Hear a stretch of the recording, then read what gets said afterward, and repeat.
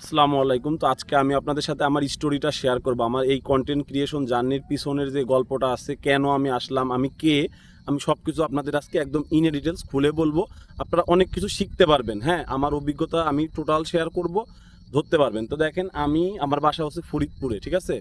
ফরিদপুরে অলরেডি আমি দাঁড়িয়ে আছি ফরিদপুর ধলার মোড় পদ্মার পারে, ঠিক আছে? তো ভাবলাম আজকে ঘুরতে আসছি, এখান থেকে আমি এই ভিডিওটা বানাই।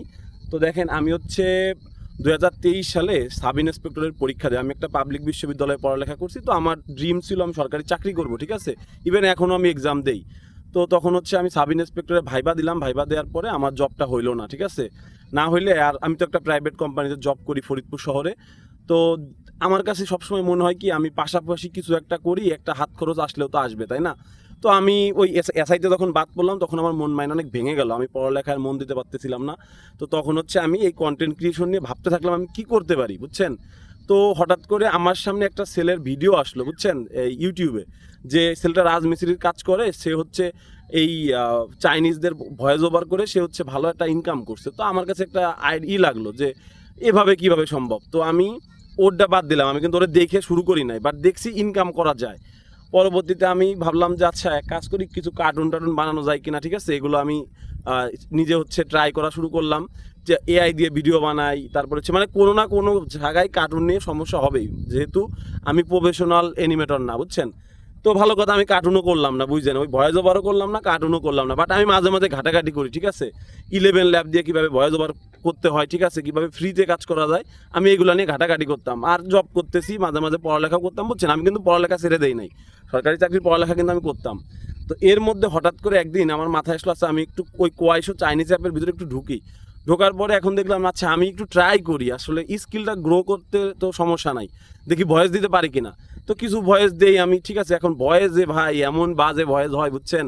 মানে প্রথম সমস্যা আমি ঘরের ভিতরে বাসায় শুয়ে শুয়ে দিতে গেছি। আমি একটু ধরতে পারলাম যে না, এইভাবে দিলে এত বিশ্রী আসবে, তাহলে মানে আমাকে একটু জোরে জোরে বললে হবে। তো আমি বাইরে যাই একদিন দিলাম, দেখলাম না একটু বেটার হয়েছে, বাট আমি স্টোরি মিলাইতে পারি না, বুঝছেন? তো পরবর্তীতে হঠাৎ করে আমার সামনে একটা কার্টুনের ভিডিও আসলো। হ্যাঁ, ওই কোয়াইশুর ওই অ্যাপসের মধ্যে চাইনিজদের কার্টুন। এখন আমার কাছে দেখে খুব ভালো লাগলো, কী রে, কার্টুনটা তো অনেক সুন্দর।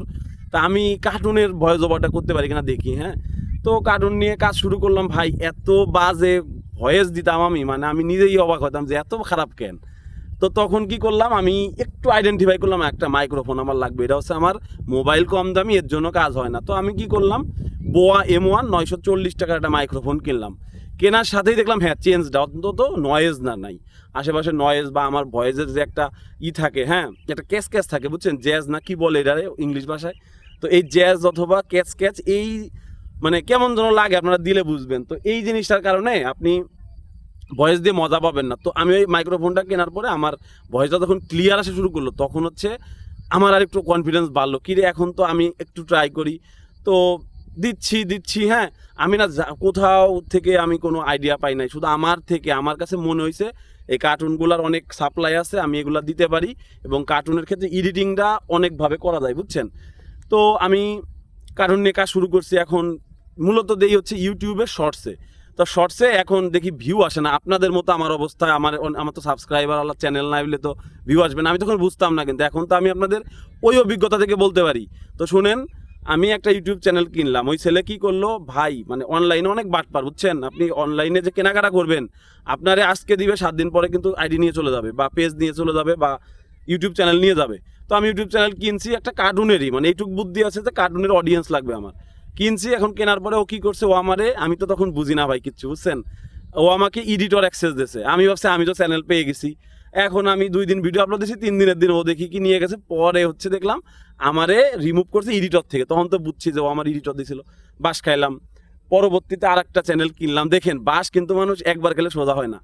আবার চ্যানেল কিনলাম, এবং ওই চ্যানেলের ওই সেলের কাছ থেকে আমি এমনভাবে চ্যানেলটা নিছি, ও রিকভারির অনেক চেষ্টা করছে, বাট নিতে পারে না। আমি আমার এলাকার এক বড় ভাই দিয়ে রিকভারিটা ঠিক মতো করে নিয়েছিলাম, বুঝছেন? তো নিতে পারে নাই। তো আমি ওইখানে দিতে দিতে এখন ইউটিউবে ভালোই ভিউ আসে, কারণ কার্টুনের, আমি বলছি কি, অডিয়েন্স কিন্তু রিয়েল হইতে হবে। ওর যেহেতু কার্টুনের রানিং চ্যানেল ছিল, আমি শর্টস দিচ্ছি, আমার ভিউ আসতেছে। তো এখন কি এখন ভিউ পাচ্ছে। এখন এর মধ্যে হঠাৎ করে মনে হলো, আচ্ছা আমি আমি ফেসবুকেও দিব, ঠিক আছে? তো ফেসবুকে একটা আইডি প্রথমে পেজ খুললাম, ঠিক আছে? আমি পেজে ভিউ পাই না, ভালো লাগে না। তখন মনে হলো কি, আমার যে রানিং আইডিটা আছে, আমার এই আইডিটাকে যদি আমি প্রফেশনাল মোডে কনভার্ট করি তাহলে তো আমার বন্ধু বান্ধব সবাই আমার ফলোয়ার হয়ে যাবে, আমি অনেক ভিউ পাবো। এখন দিছি, এখন আমার তো বিশ্ববিদ্যালয়ের টিচার, আমার বড় ভাই যারা, এরা কি কার্টুন দেখবে বলেন? আমি তো সব বড়দের সাথে অ্যাড, হ্যাঁ, ওরাই আমার ফলোয়ার হিসেবে দেখাচ্ছে ওদেরকে, বা বড় ভাইদের বা বন্ধুদের, ঠিক আছে। এখন ওরা আর ভিউ করে না, এখন আমার আর ভিউ আসে না। আমি কই কি রে, কি জ্বালাই বললাম, তাইলে কাহিনীটা কি? তখন আমি কি করছি, আমি একটা আইডি খুললাম, আইডি খুলে কাউকে অ্যাড দিলাম না, বুঝছেন। আমার এখন যে আবু সালেম মোহাম্মদ সিনহা আইডি, 37,000 ফলোয়ার, একদম কেউ ছিল না ভাই।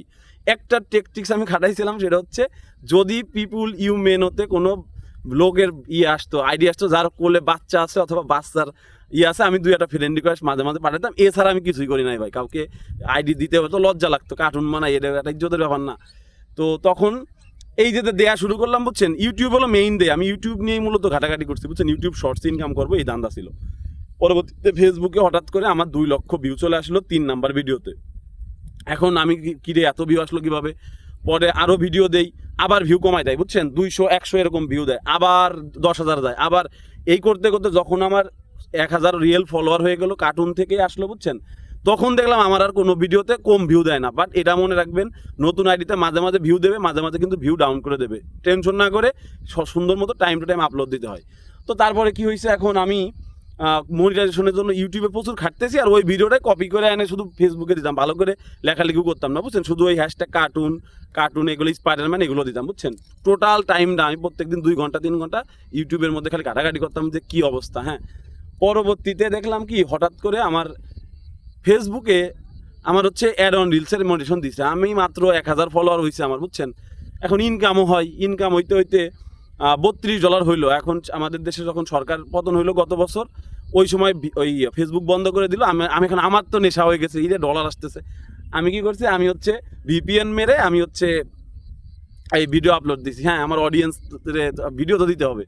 কি হয়েছে, এখন আমার ওই ভিপিএনের কান্ট্রি কানেক্ট হয়েছিল ইংল্যান্ডে তখন অ্যাড অন রিলস ছিল না। আমাকে একদম রানিং ইনএলিজিবল কান্ট্রির ভায়োলেশন মারে দিল। আমি তো পড়ছি বিপদে। পরে ভাবলাম কি করা যায়, আবার হচ্ছে যখন বাংলাদেশে আবার মাঝে নেট ঠিক করে দিল ওই সরকার পতনের সময়, তখন হচ্ছে নেট আর ফেসবুক দুটোই ঠিক করে, বাট স্লো ছিল।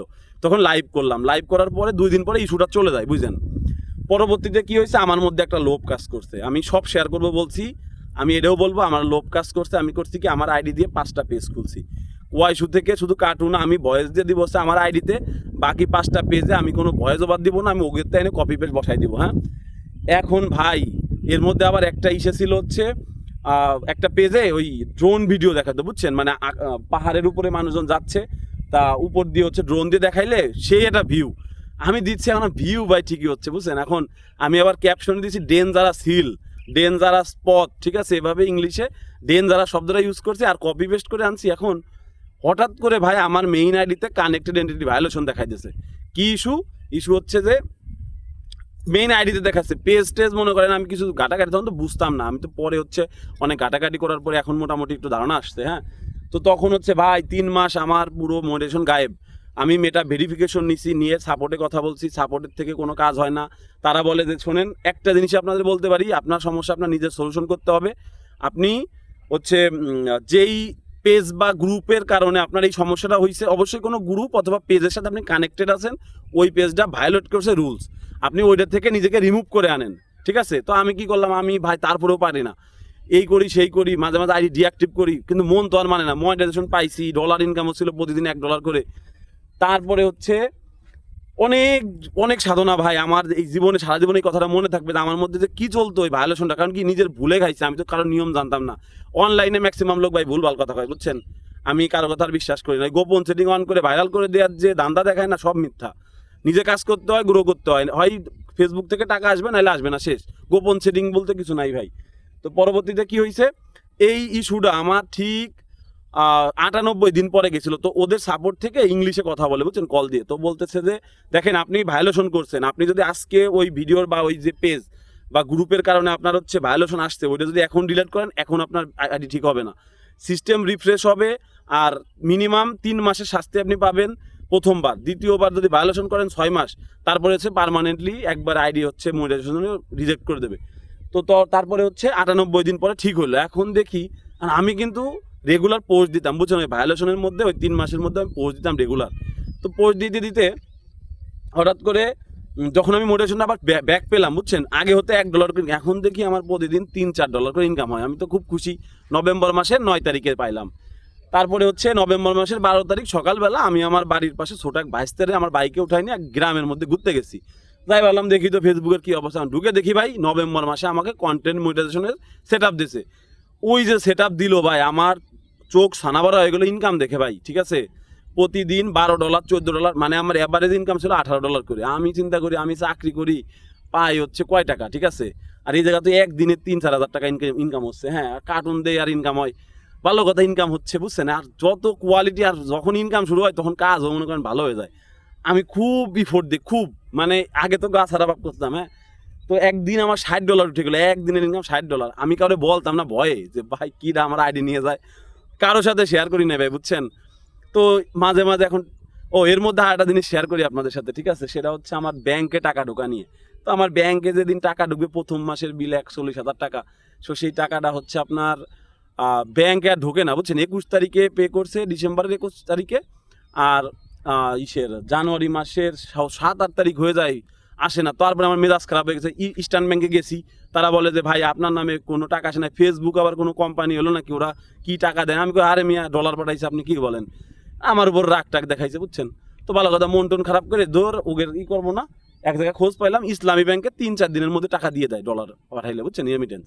তো আমি ইসলামী ব্যাংকে আইডি খুলতে গেছি, 3:30টার সময় গেছি। ওই লোক হচ্ছে বলতেছে ভাই আপনি এমন সময় অ্যাকাউন্ট খুলতে আসছেন, এখন তো আমরা ব্যস্ত। তো তারপরে আমি বলছি না ভাই আজকে আমি খুলে দিতেই হবে, আমি একটা ঝামেলা আছে, আমার টাকা আটকে রয়েছে। আমি সামনের মাসে টাকা আটকানো চাই না, সামনের মাসে বড় টাকা আসবে, ঠিক আছে। তো তখন হচ্ছে উনি 4টার দিকে আমি ফর্ম পূরণ করতেছি, হঠাৎ করে আমার ব্যাংকের মেসেজ আসছে ইস্টার্ন ব্যাংক থেকে। আমি হচ্ছে ইসলামী ব্যাংকের যে আবেদন করতেছিলাম অর্ধেক কেবল হয়েছে বুঝছেন। এখন যে ইস্টার্ন ব্যাংক থেকে আমার টাকা ঢুকছে 41,000। ওর কিসের মনে করেন যে ইসলামী ব্যাংকের ব্যাংক খুলবো, আমি কই ভাই রাখেন আসতেছি। তো ওই সময়টা যে খুশিটা লাগছে ভাই, আমি জীবনে হয়তো বা আমি এত খুশি কোনোদিন হই নাই। তো এত টাকা এখন যাই হোক মোটামুটি, তারপর থেকে খুব ভালো একটা, তারপরে ইসলামী ব্যাংকটা অ্যাড করলাম বুঝছেন, তারপর 3-4 দিনের মধ্যেই। তো কক্সবাজার বেড়াইতে গেলাম, কক্সবাজার গেলে হচ্ছে আমার ওই সময় হচ্ছে জানুয়ারি ফেব্রুয়ারি 2 মাসের টাকা আটকে গেছিলো ব্যাংক চেঞ্জ করার কারণে। একবারে 1,60,000 টাকা ঢোকে। আমি তো জব করি, কিন্তু দেখেন আমি জব ছাড়ি নাই ভাই। কেন জব ছাড়ি নাই জানেন? দেখেন আমার এই মার্চ মাসে এসে হচ্ছে, আমি মার্চ মাসের ইনকাম ছিল $179, আর এপ্রিল মাসের ইনকাম এসে দাঁড়াইছে হচ্ছে মাত্র $41। বাস্তব কথা বলবো ভাই, তার আগে অনেক কামাইছে ভাই, $600-700 করে করে বুঝছেন। তো এখন টাকা যেহেতু নাই, দেখেন আমি কিন্তু সময় জব ছাড়ি নাই, আমি জব করবো ভাই। কারণ এই যে কন্টেন্ট ক্রিয়েশন, এটা হচ্ছে পাশাপাশি করতে হয়। এই যে ফ্রি টাইমে একটু ঘুরতে আসছি দলার মোড়ে, ঠিক আছে, ফরিদপুর, আমি আপনাদের সাথে দুটো কথা বলতেছি শেষ। কিন্তু এটা আমার মেইন প্যাশন জীবনে হবে না ভাই, আমি জীবনেও মেইন প্যাশন হিসেবে নিব না। দরকার হয় আমি কাজ করে খাবো বুঝছেন, লেখাপড়া মোটামুটি যা জানছি কিছুটা করে খাবো, বাট কন্টেন্ট ক্রিয়েশনকে কখনোই আমি অন্তত মূল পেশা নিব না। আর যারা 44 লাখ টাকা ইনকাম করে, আমি আপনাদের একটা কথা বলি, যার যেমন ইনকাম তার তেমন খরচ, ঠিক আছে। ওই বিল্লাল ভাই 44 লাখ টাকা ইনকাম করছে না, এখন যেই তার ভিডিও নিয়ে সবাই এখন শুরু করছে, উনি কিন্তু এখন ঝামেলায় পড়ছে, উনার ভিউ কমে গেছে, উনার ইনকাম আরও ডাউন হয়ে গেছে। বাস্তবতা অনেক কঠিন, ঠিক আছে। তো আপনি যদি 44 লাখ টাকা 3 মাসে ইনকাম করেন, আপনি দেখবেন দূরে জমি কিনলেই তো আপনার 44 লাখ টাকা শেষ, আপনার কাছে মনে হবে আরও কামাইতে হবে। সো যার যেমন ইনকাম তার তেমন খরচ বুঝছেন। তো এই যে থটস অফ বিল্লাল ভাইয়ের কথা যেহেতু বললাম, থটস অফ বিল্লাল ভাই যে 44 লাখ টাকা ইনকাম করছে, আর কাফি ভাই যে 38 লাখ টাকা ইনকাম করছে, এটা আমি একদম মানে বিশ্বাস করি সবার আগে। মানে আর কেউ বিশ্বাস করুক না করুক, আমি করি, কারণ আমি নিজের চোখে দেখছি, হাতে পাইছি। আমি নিজে অবাক হইতাম, রেমিটেন্সের মেইল পাঠাইতো সেই হিসাব থেকে বুঝছেন, ফেসবুক থেকে, মানে কেমন যেটা ফিলিংস। এখনো আমার আইডিতে মোটিভেশন আছে, এখন হচ্ছে ফটো দিয়ে ইনকাম পাই। এখন ফটো আমার আইডিতে তো আমি কার্টুন সারি, ফটো আমার তো পোলাপান চেনে না বুঝছেন। এখন আবার অনেকে আপনারা ইউটিউব থেকে আমার জায়গায় গেছেন, 2জন আমার চিনতেছেন, আমার 2জন কমেন্ট করেন। আগে না কোনো আমার কমেন্টে, কার্টুনের কমেন্টে দেখবেন কি দিয়ে কি লেখে ABCD, মানে ছোটো বাচ্চারা তো বুঝছেন। বাট ওইটা কিন্তু আমার পেশা, আমি খুব সম্মান করি আমার পেশাটারে। আগে লজ্জা পাইতাম, এখন কিসের লজ্জা? আমি একটা সৎ কাজ করি, আমি তো অন্যায় কিছু করি না ভাই, সমাজে অশ্লীলতা প্রমোট করি না। এটা আমার স্কিল, আমি গ্রো করছি, আমি যে কোনো কিছু তখন ভয় ব্যবহার করতে পারি ভাই বুঝছেন। তো আপনাদের আমি আজকে লাস্টে কিছু টিপস দিব। দেখেন আপনারা যারা পড়ালেখা করেন বা জব করেন, কখনো জব বা পড়ালেখাকে হ্যাম্পার করবেন না, পাশাপাশি সময় পাইলে করবেন না। এগুলো হচ্ছে বোনাস টাইপের। ফেসবুক ইনকাম যদি জীবনে ঠিক না করে দেয়, আমি কি করব? আর একটা কথা বলি শোনেন, যখন ইনস্টাগ্রাম, ফেসবুক, ইউটিউব এরা তখন প্রথম শর্টস ফিচারটা আনে বা রিলস ফিচার্সটা আনে, ওদের একটা বাজেট থাকে। এই বাজেটটা কিন্তু নতুনদের মধ্যে, ক্রিয়েটরদের মধ্যে ডিসবার্স করে। আপনাদের আরেকটা জিনিস বলি, টিকটকে যেহেতু বাংলাদেশে মনিটাইজেশন নেই, টিকটকটা নিয়ে মাঝে মাঝে আপনারা একটু কাজ করেন। 1 মিনিটের বড় ভিডিও দিয়ে যদি র্যাঙ্ক করাইতে পারেন, রেখে দিয়েন, কিছু বছরের মধ্যে ভালো একটা টাকা ইনকাম করতে পারেন শুরুর দিকে, কারণ আস্তে আস্তে সবাই ভাই ওরা তো ব্যবসা করতে আসছে, ওরা আপনাকে সারা জীবন কিন্তু এক ধাসে টাকা দেবে না। রিলসে 18,000 ভিউতে আর কোনোদিন $1 দেবে না ভাই, হয়তো বাকি 1 লাখ ভিউতে $1 দিতে পারে। তারপরেও যাদের এই যে আমার যেমন কার্টুনে আমার ভিউ আছে ভাই, প্রতিদিন 4-5 লাখ ভিউ আসে, আমার $4,000 যদি আসে আমার তো পোষায় যাচ্ছে, তাই না? সো পাশাপাশি করেন আর একটু ব্রেন খাটায় না, আপনার মধ্যে কি আছে, আপনি কি মানুষকে দিতে পারবেন বেস্ট, ওইটা আপনি যদি লেখাপড়া ভালো পারেন তাহলে ভাই কিভাবে মানুষ বোর্ডে লিখে লিখে পড়ায় না, আপনি সুন্দরভাবে দিতে থাকেন, নতুন পেজ খুলে গ্রো করবেন ভাই, হ্যাশট্যাগ দিয়েন। আবার আপনি যদি চান, এখন যেহেতু ফেসবুকে ফটোতে ইনকাম, দেখেন আমি ভাবতেছি যে আমি একটু ফটো নিয়ে কাজ করব, ক্যানভা দিয়ে অনেক সুন্দর সুন্দর কুইজের শুধু শুধু কুইজের ফটো দিয়েও কিন্তু অনেক টাকা ইনকাম করা সম্ভব, বুঝছেন? নিউজের আছে না, নিউজের হেডলাইন শুধু ওই সময় টিভির থেকে আনবেন, আপনার মতো করে ক্যানভাতে লিখে নেবেন, আপনার কিন্তু খবর আনতেই সেও যাওয়া লাগতেছে না, মানে ওই স্পটে যাওয়া লাগতেছে না। সময় টিভি লেখছে কি যে মানিকগঞ্জে 4 জন অ্যাক্সিডেন্ট করছে, কথার কথা, হ্যাঁ, আমি ওদের লেখাটা দেখলাম, আমি আবার ই করে দিলাম, এতেও না সম্ভব, এতেও টাকা কামাই করছে, আমার সাথে কথা হয়েছে এরকম লোকজনের, আমি তাদের আইডি ঘাটছি অনেক আগে, 4-5 মাস আগে। এখন আপনাদের সাথে বলি কেন, আপনারা যদি কাজ করেন, এমন কিছু নিয়ে কাজ করেন যেটা নিয়ে আগাইতে পারবেন, এবং নিজেকে অডিয়েন্স হিসেবে চিন্তা করেন ভাই। হ্যাঁ, আমার কার্টুন আমি নিজে দেখি, এখনো পর্যন্ত দেখে আমি বিনোদন পাই। মানুষ নিজের জন্যই যদি কন্টেন্ট বানায়, ওই কন্টেন্টটা অনেক সুন্দর হয়, বুঝছেন? আপনি শুধু অডিয়েন্সকে খাওয়ানোর জন্য যদি বানান, আপনি গঠনমূলক কিছু করতে পারবেন না। আপনি যেটাই বানান, আপনি নিজে কি শিখতেছেন, নিজে কি বিনোদন পান, তাহলে আরেকজন কেন বিনোদন পাবে? আপনি যদি বিনোদন পান, উত্তর যদি হ্যাঁ হয়, তাহলে আপনি কন্টেন্ট ক্রিয়েশন করতে পারেন, কখনোই মূল পেশা হিসেবে নেবেন না। আর আমি ভাই প্রফেশনাল কোনো টেক ভিডিও ক্রিয়েটর না, যার কারণে দেখেন আমি যে জায়গায় সময় পাই দুটো কথা বলি, বাট আমার মনে হয় আমার এই কথা দিয়ে আপনাদের অনেক উপকার হয়েছে। আমার দেখে যারা কার্টুন বানানো শুরু করছেন, আপনাদের পেজে কিন্তু আমি ভিজিট করি, আপনাদের ভালো ভালো হয়েছে, অনেকের দেখলাম 10টা ফলোয়ার, ভিউ একটা ভিডিওতে 3-4 হাজার উঠে গেছে, বুঝছেন? আর ইউটিউব শর্টসে তো আরও পাচ্ছেন। তো আমি আপনাদের মনিটাইজেশন কিন্তু এনে দিতে পারবো না, এটা মনে রাখেন। আপনার রিজিকে যেদিন থাকবে, আপনি ঠিক মতো কাজ করতে থাকবেন, ভুল কিছু করেন না, মনিটাইজেশন পাবেন। আর এই যে স্কিলগুলো করতেছে না ভয়েস দেওয়ার, এটা লাইফে কাজে লাগবে ভাই। এই দেখেন আপনাদের সামনে আমি কত 17 মিনিট বক করছি, একটা না, আমি কিন্তু কোনো স্ক্রিপ্ট লেখে আনি না, এই যে বলতেছি না, এটা বলার মধ্যেও কিন্তু একটা থাকে, আমি অভ্যাস হয়ে গেছে এই কার্টুন বানাইতে বানাইতে, ঠিক আছে? আমার এখন কথা মানে বলতে পারি আর কি, মানুষের সামনে, আগে লজ্জা লাগতো। তো ভালো দেখেন, এই আমাদের ধলার মোড়ের পদ্মার পাড়, ঠিক আছে, অনেক সুন্দর জায়গা। তা ভাবলাম আজকে আসে আপনাদের সাথে কিছু কথা শেয়ার করি, বুঝছেন? তো লাস্টে একটা জিনিস দেখায় আপনাদের, আশেপাশে দেখেন, এই দেখেন কারা শুয়ে রয়েছে, 3টা কুকুর এই পাশে শুয়ে রয়েছে, আর এই যে এইদিকে, এই আমাদের ধলার মোড়ের পরিবেশ, আকাশটা কি সুন্দর একটু দেখেন আপনারা, দেখেন। এই জায়গা আসলে আমি ভাই এমনিতেই আমি গ্রামে থাকতে খুব পছন্দ করি, বুঝছেন? আমার এই শহর টহর ভালো লাগে না, আমি গ্রামে থাকতে পছন্দ করি, যার কারণে ঢাকায় জবের করি না, যতদিন ফরিদপুর থাকতে পারি। তো ভালো থাকেন সবাই, আমার জন্য দোয়া করেন, আর যতদূর জানি আরো আস্তে আস্তে আপনাদের জন্য গ্রো। শোনেন, আমি যেভাবে আমার প্লে লিস্টটা সাজাচ্ছি, অন্তত কিছু না কিছু মানুষের উপকার হবে, বুঝছেন? কালকে যেমন আজকে সকালবেলা মেটা বিজনেস সুইটের একটা ভিডিও আপলোড দিছি, হ্যাঁ, তো এটার ভিউ বেশি হবে না, আমি আগেই জানি, আমি ভিউর জন্য কোনো সময় করি না, কিন্তু যাদের দরকার মেটা বিজনেস সুইটটা আপনারা অ্যাড করে রাখেন, বুঝছেন? কারণ কাজ করে যখন ভায়োলেশন খাবেন, তখন কিন্তু বুঝবেন ঠেলা, মানে দিন কেমনে কাটে, বুঝছেন? আমি খাইছিলাম, আমি জানি। তো ওই জায়গার থেকে হলো আমার শিক্ষাগুলো আসছে, যে কি করে মানে টিকে থাকতে হবে এখানে, হ্যাঁ। তো আমার কি ভয় পাইছি স্যার, বেটা যা। তো আমি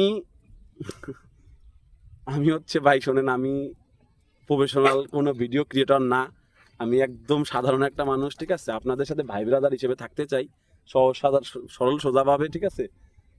তা আপনাদের দেখে দেন ওরা কি করে, দেন এসে দাঁড়াইছে কই, এই